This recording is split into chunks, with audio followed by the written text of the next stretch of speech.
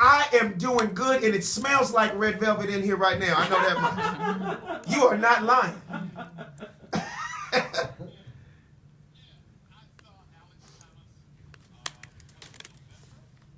Yes, what was the day?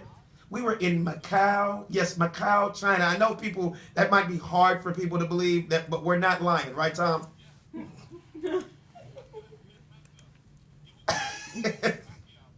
Yeah, they gave me chopsticks on the plane and everything. It was really cool. It was my first time going to China. Actually, it was we call it our baby moon instead of our honeymoon. Aww. For me and my wife. And we were supposed to go to Africa, but Ebola broke out. Aww. And I was not going to have her get extra shots and she's pregnant. So we ended up going to Macau, China for the fight. And I saw Tom Joyner out there. We got to see the Pacquiao fight. It was fun.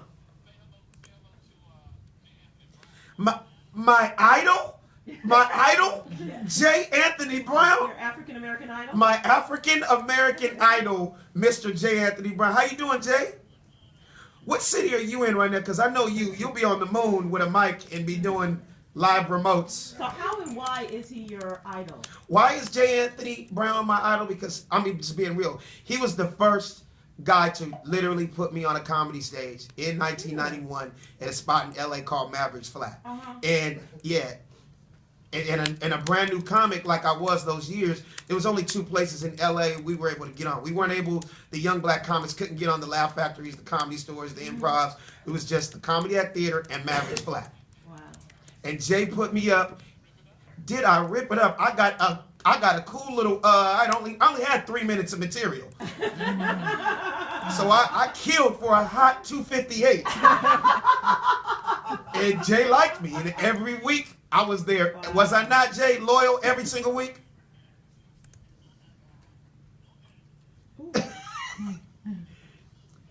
And Jay made us super strong as young black comics. Like I told him earlier, Jay had to be the only comic I've ever seen. He get a standing ovation on the intro of You. How you gonna get a standing ovation with my credits? Which was nothing at that time. My only credit is he's from around the corner. Give it up for Alex Thomas, you know what I mean? So it was crazy. And you told us you were born and raised in Los Angeles. Born and raised South Central LA. My parents were from South Central LA. I was born and raised in South Central. And I went to Fairfax High School. Well, high school, we got to the west side.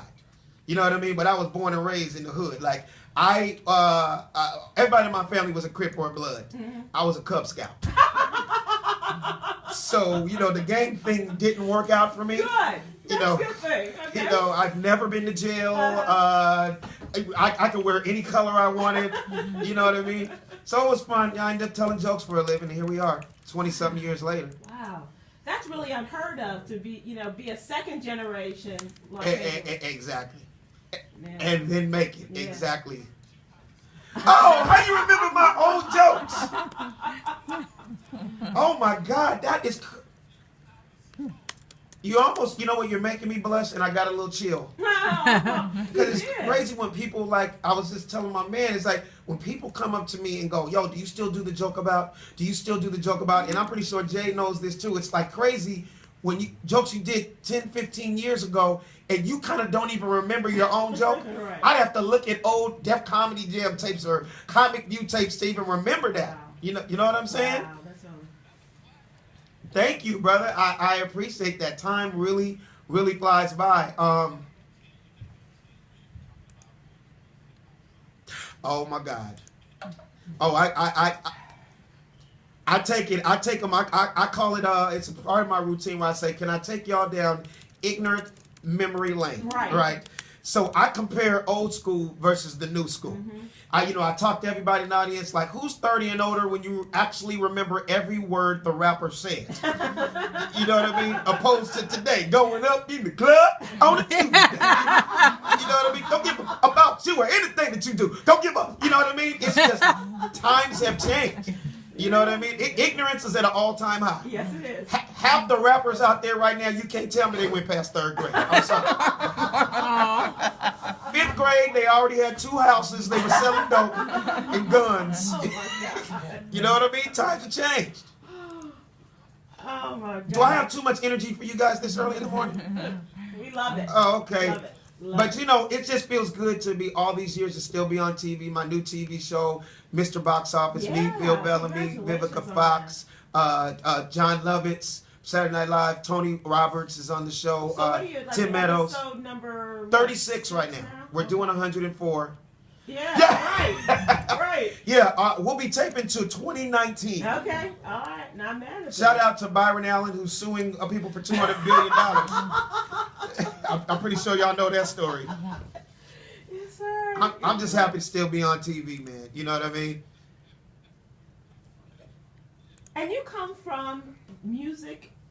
Yeah, I came for the real music. Music lineage. Jamie Foxx always teases me. He's like, dude, because I grew up in a house with 2 pianos in the house. My mom's a classical pianist. Every horn you can think of. And I end up telling jokes for a living. You know? And the music didn't... My dad, he's still alive. His name is Alexander Thomas. He was the original Earth, Wind, and Fire. They used to be called the Phoenix Horns. It was him, Maurice Verdine. So basically, long story short, when Earth, Wind, and Fire was just a black hippie band, my dad was with Earth, Wind, and Fire from the beginning to about 1978, 79. Wow. And then after he left Earth, Wind, and Fire, he just produced. Like, I have pictures when I was a kid in the studio with Stevie Wonder, Minnie Riperton, Slide Family Stone, you know what I mean?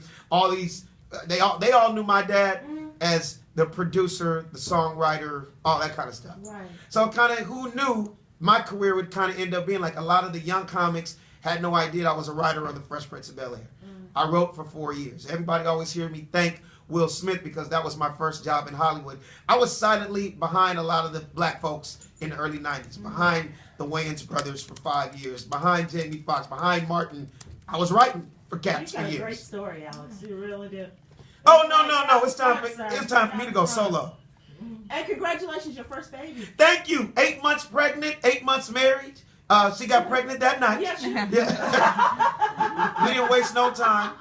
Brazy, if you're listening, I love you. Absolutely. Everybody got to come out and see me at the Arlington Improv. Even though it's 20 degrees outside. It won't be. It won't be. It'll be great. Am I done or is there more? You're done. That's it? That's it. Oh, wait. Thank you, Tom Joyner.